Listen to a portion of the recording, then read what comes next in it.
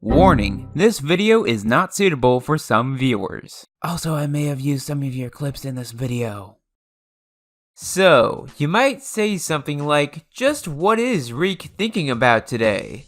Well, you're probably not saying that, but if you are, then go ahead and take a peek.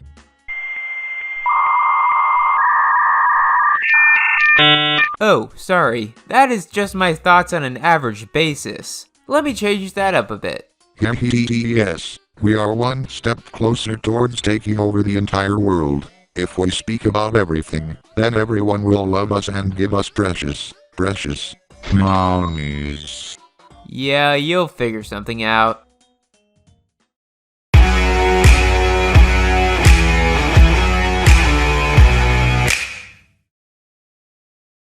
Hey everyone, it's Reak, and welcome to the first episode of my Random Thoughts series, where I talk about whatever the hell I want, however the hell I want.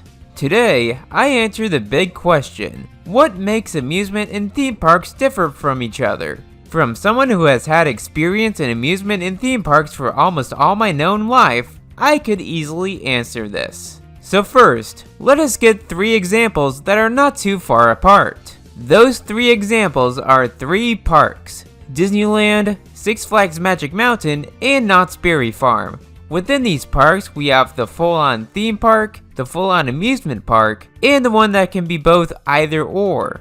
I think you all know which one is which. Firstly, the full-on theme park, which is what I'd like to describe Disneyland as. This is a type of park that tries to go all out on achieving its own type of atmosphere, both to experience while strolling around various areas or on the rides within those areas. It's not just Disneyland and the Disney parks doing this, but also the Universal parks, the SeaWorld parks, and so much more. And this is also where you'd normally find the highest admission prices. Holy shit! Secondly, we have the full-on amusement park, where Six Flags Magic Mountain takes center stage. This type of park is all about the rides. Small rides, big rides, fast rides, slow rides, rides that go upside down, rides that make you relax, and even rides that feel as if they're trying to kill you. Pure amusement parks are rides, with a bit of theming here and there. But the most theming you're going to get is occasionally what you do to your front porch during the holiday season.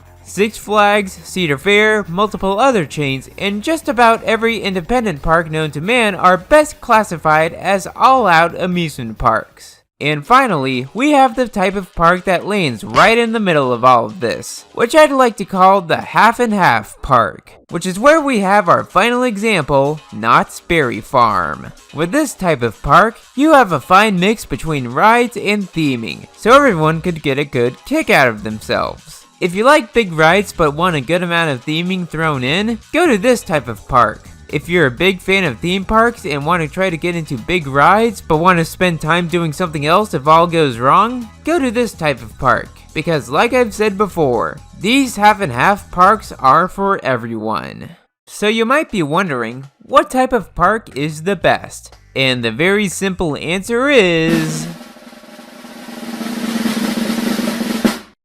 none of them.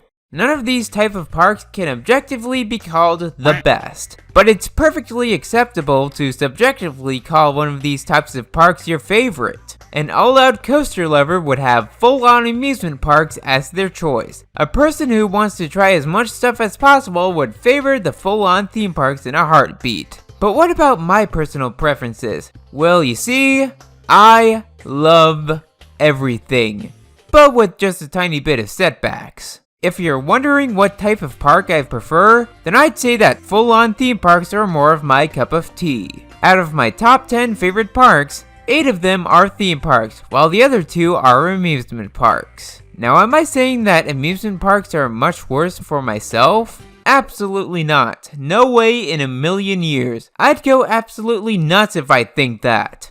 Like I've said, I love everything. I love taking trips to amusement parks to enjoy whatever rides are in stock, and I love taking trips to theme parks for that same reason, but with a lot more reasons on top of that. And I think we have just found our big answer here. I mean, we technically found it moments ago, but you probably get it now. The main draw for amusement parks is a whole bunch of rides, but for the main draw of theme parks, the rides may not even be half the draw. So I hope this makes much more sense to all of you now that people are differing parks between amusement and theme, because this might help you out in the long run. But that wraps it up for the first episode of my Random Thoughts series. It's time to think about another topic to give my thoughts on, or maybe you could suggest a topic in the comments and I may talk about it in the future. Stay tuned for more stuff from single writer Reak, and have a thrilling rest of the day.